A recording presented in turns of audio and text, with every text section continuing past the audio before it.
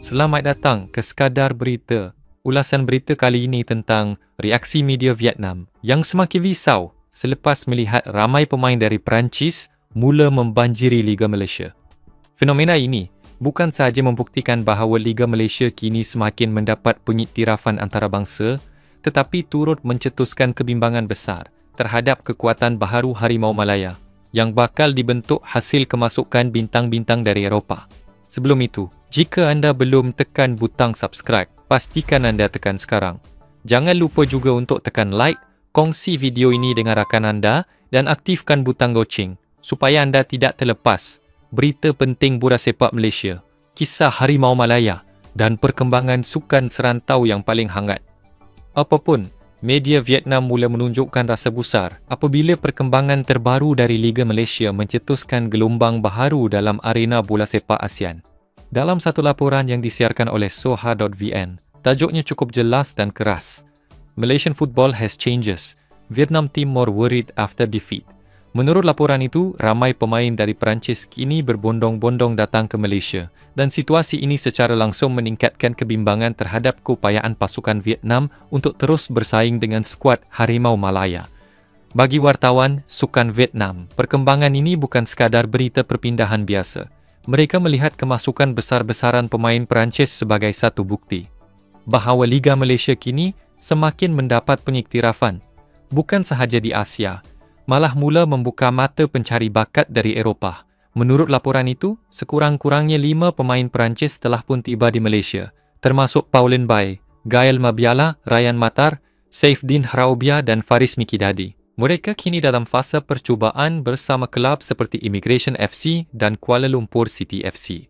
Dan yang lebih membimbangkan media Vietnam, seramai 15 lagi pemain dari Perancis dijangka tiba awal bulan Julai, hanya sebulan sebelum sepak mula Liga Super 2025.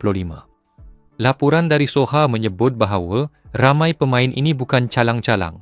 Mereka mempunyai pengalaman dalam Liga Eropah seperti Perancis dan Spanyol dan datang ke Malaysia dengan cita-cita besar.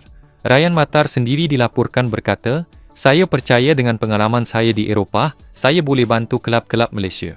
Kenyataan ini mencerminkan keyakinan mereka terhadap tahap profesionalisme Liga Malaysia. Menurut Footy Ranking, Liga Super Malaysia kini menduduki tangga ke-11 di Asia, 3 tempat lebih tinggi daripada V-League milik Vietnam. Bagi media Vietnam, ini bukan sekadar angka.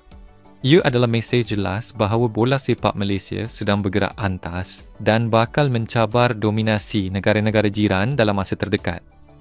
Dalam analisis Soha.vn, mereka menyatakan bahawa Malaysia bukan sahaja berjaya meningkatkan nilai liganya, tetapi juga telah menimbulkan kesan psikologi kepada pesaing, termasuk Vietnam.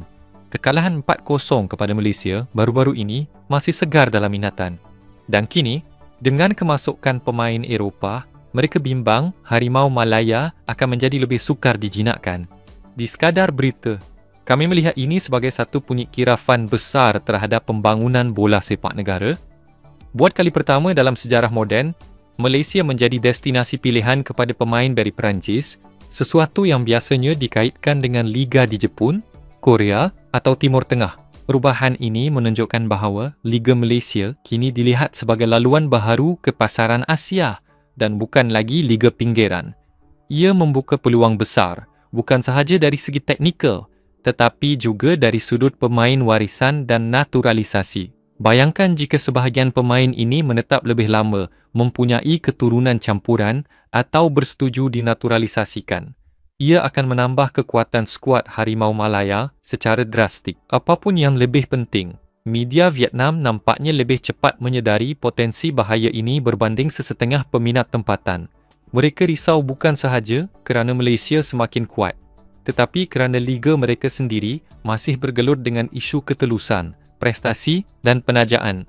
Dalam dunia bola sepak moden, siapa yang lebih pantas bergerak?